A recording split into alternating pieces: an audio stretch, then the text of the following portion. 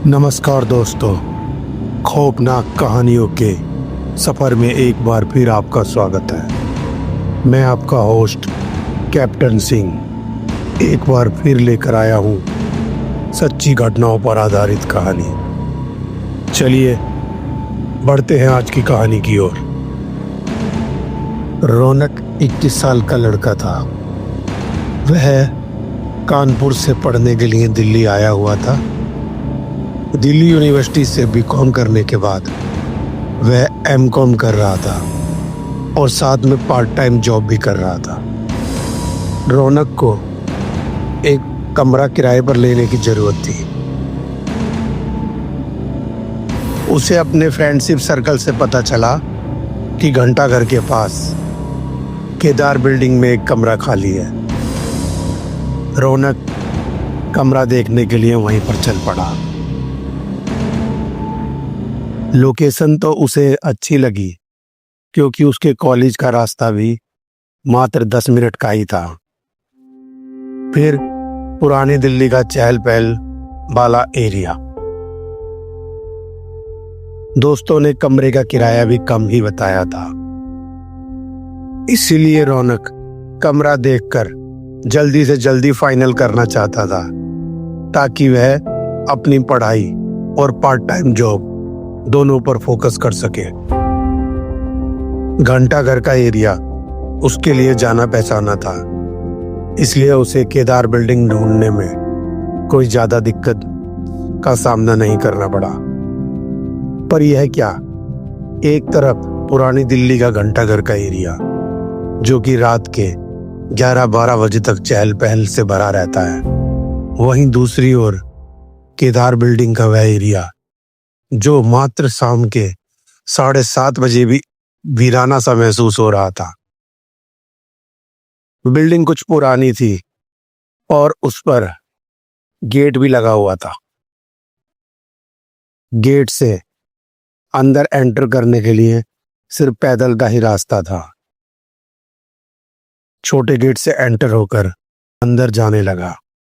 उसने बताए हुए एड्रेस को ढूंढा और उस मकान पर दस्तक दी। बिल्डिंग कुछ ज्यादा ही पुरानी थी और गलियां बहुत तंग थी, पर लोकेशन सही होने की वजह से और किराए की कम उम्मीद को दिल में रखते हुए दरवाजा खटकाया तो अंदर से एक बुजुर्ग सा व्यक्ति निकल कर आया। बुजुर्ग बोला, हाँ बेटा, किससे मिलना है, क्या बात है? रौनक बोला,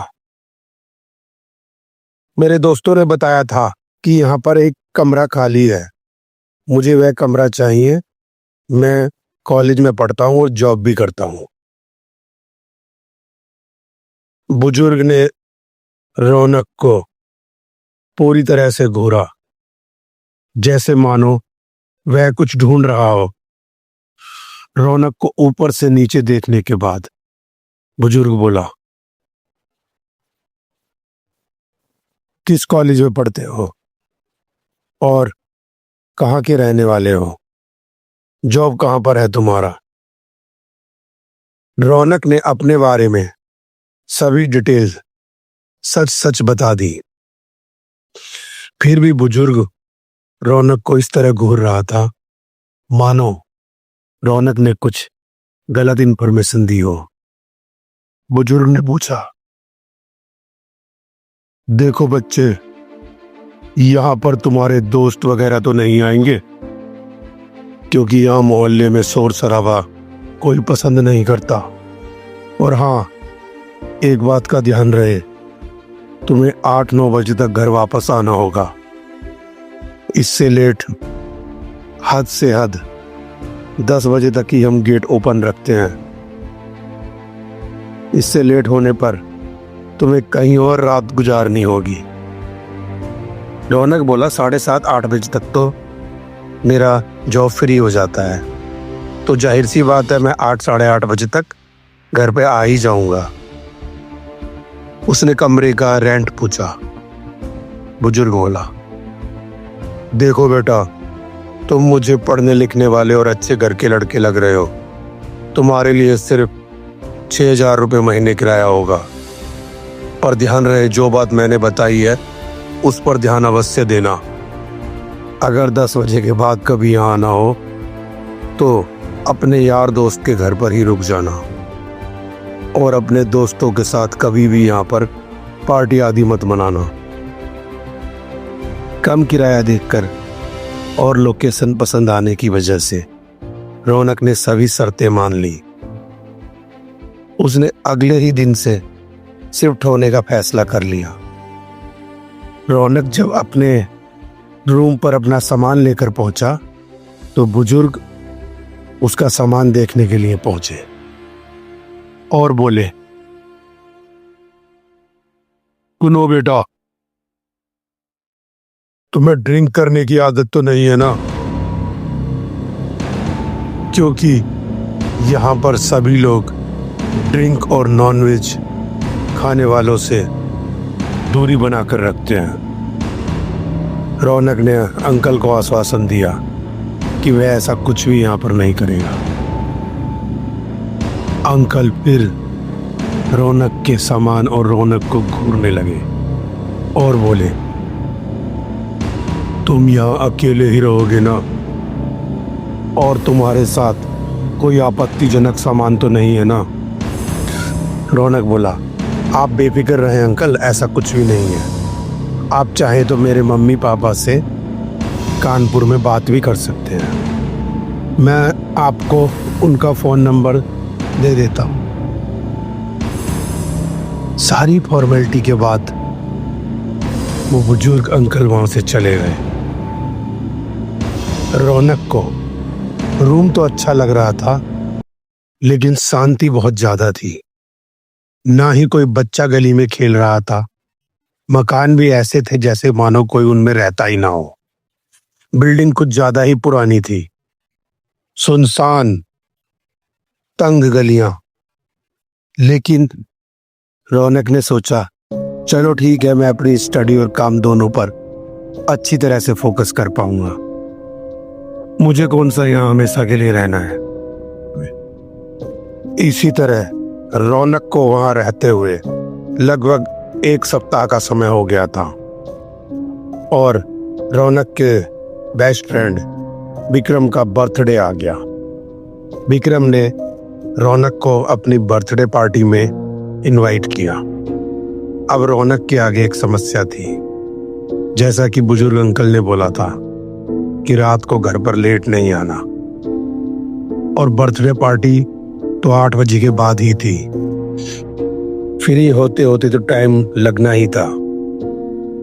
इसीलिए बर्थडे वाले दिन रौनक ने अंकल को बताया, अंकल आज कॉलेज के बाद जॉब और जॉब के बाद मैं अपने फ्रेंड के घर पे जाऊंगा। आज उसका बर्थडे है, तो हो सकता है मैं थोड़ा सा लेट हो जाऊं।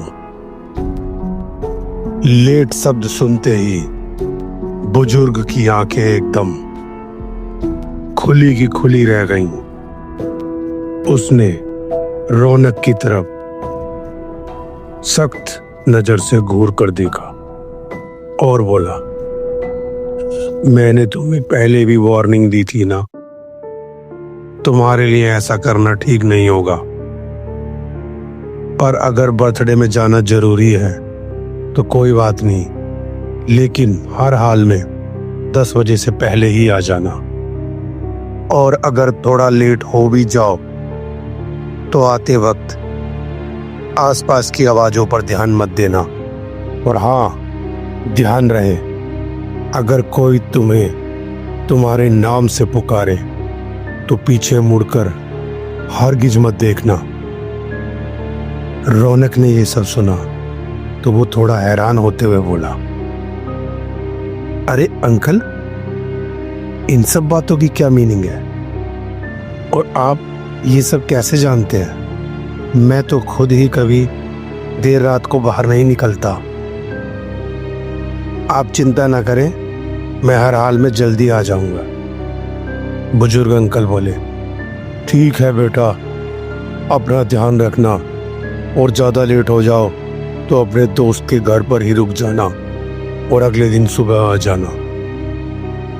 कॉलेज जाते समय रौनक सोचने लगा, यार ये अंकल भी कुछ यूनिक कैरेक्टर है, कैसी बातें कर रहे हैं और कुछ अलग ही हटकर इनकी सोच है, और ये ऐसा क्यों बोल रहे हैं। पर चलो मुझे क्या, मैं तो टाइम से घर आ ही जाऊंगा ना।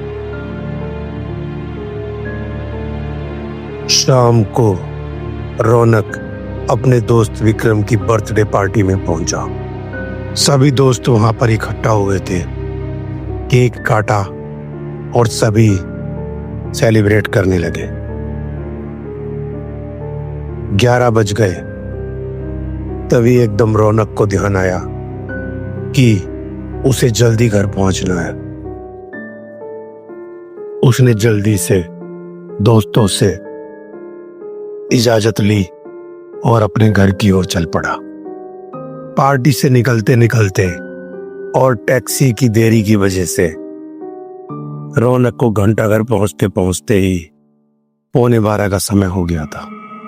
रौनक ने देखा तो गेट बंद था, मगर छोटा वाला गेट हल्का सा खुला हुआ था। उसमें लोहे की जंजीर बंधी हुई थी। रौनक पतले दरवाजे में से ही अंदर निकल गया। गली एकदम सुनसान थी, कुत्ते बिल्ली तक का नामो निशान नहीं था। रौनक जल्दी जल्दी अपने कमरे की ओर बढ़ा चला जा रहा था। तभी उसे यहाँ वहां से आवाजें आती हुई महसूस हुई, जैसे कोई चिल्ला रहा हो या रो रहा हो। रौनक ने इधर उधर देखा और आगे की ओर बढ़ता रहा। रौनक ने सोचा, क्यों ना मैं अंकल को कॉल कर दूं, वह दरवाजा खोल देंगे। उसने अपना मोबाइल निकाला और सुनसान गलियों में रौनक अंकल को कॉल मिलाने लगा। ये क्या, उसके फोन की बैटरी तो डेड हो गई। ओह, इसे भी अभी होना था क्या? चलो कोई नहीं, रूम पे तो पहुंचने ही वाला हूं। ये सोचकर रौनक आगे की ओर बढ़ा। तभी पीछे से आवाज आई,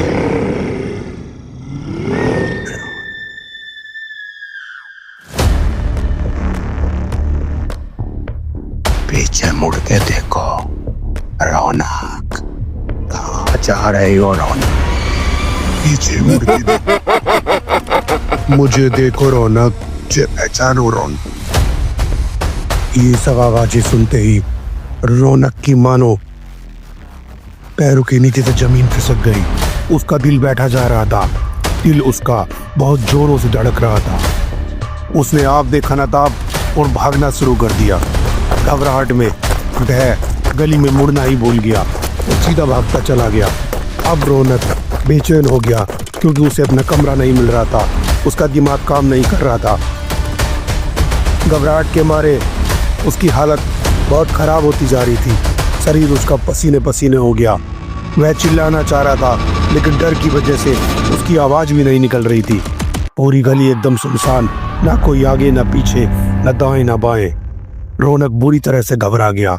उसे लगता है मेरा अंतिम समय निकट आ गया है। ये क्या घटना है? रौनक कुछ ज्यादा ही घबरा गया था। घबराहट में उसने गलत गली में यू टर्न मार दिया और जैसे तैसे भागते भागते गिरते पड़ते वो दोबारा मेन डोर की तरफ ही पहुंच गया। वहां से बाहर निकलकर वह मुख्य चौराहे की ओर भागा और घंटाघर के चौराहे पर जाकर वह गिर पड़ा और बेहोश हो गया। चौक पे से आने जाने वाले लोगों ने रौनक को देखा तो उसको संभाला और पूछा क्या हुआ। वहीं से जाने वाले एक ऑटो वाले भैया ने रौनक को सहारे से अपने ऑटो में बैठाया और उसे पानी पिलाया। अब कहीं जाकर रौनक की सांस में सांस आई, लेकिन अब भी वह बुरी तरह से डर से कांप रहा था। लोगों ने पूछा क्या हुआ, कहाँ जाना है तुम्हें?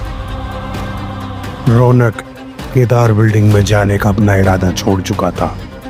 उसने अपने दोस्त विक्रम के घर का पता बताया और ऑटो से उसी के घर पहुंच गया। रौनक शांत रहा और उसने कुछ भी बात अपने दोस्त विक्रम को नहीं बताई। वह बोला, यार मेन डोर बंद हो चुका है इसलिए अब मैं घर नहीं पहुंच पाऊंगा। विक्रम बोला, कोई बात नहीं यार, ये भी तो तेरा ही घर है, आज रात तो यहीं पर सो जा।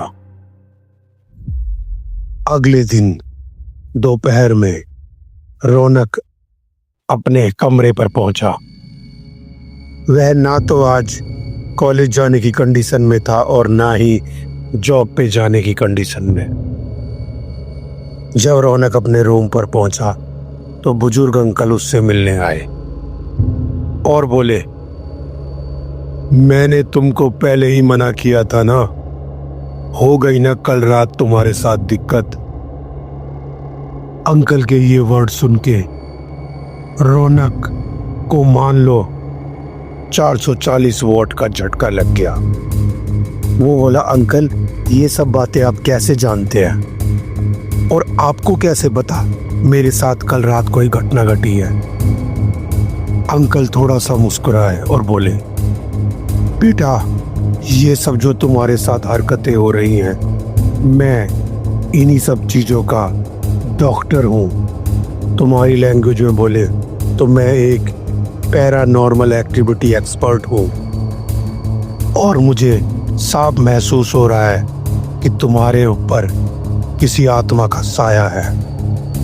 हालांकि ये बात तुमने मुझे नहीं बताई, पर बेटा हमसे कुछ नहीं छिपता, हम सब एबनॉर्मल एक्टिविटीज को महसूस कर लेते हैं। अब तुम मुझे डिटेल में बताओ कि तुम्हारे साथ कौन है और कल रात तुम्हारे साथ क्या घटना घटी। अंकल की ये सब बातें सुनकर रौनक रोने लगा और बोला, हाँ अंकल ये बात सच है कि मुझे अपने भाई की आत्मा की आवाज सुनाई देती है जो कि 5 साल पहले किसी दुर्घटना में मारा गया था और कल रात भी मुझे अपने भाई रोहन की आवाज ही सुनाई दी थी। रौनक ये सब बातें बताते बताते रोने लगा। रौनक ने बताया कि किस तरह उसका भाई रोहन उसे बार बार आवाजें देता है और कुछ बात करने के लिए बुलाता है, मगर रौनक अक्सर ऐसी घटना से डर जाता है। अंकल ने सारी बात सुनी और बोले, बेटा कब तक डर के साए में जियोगे? तुम्हें एक ना एक दिन इस मुसीबत का सामना करना ही पड़ेगा।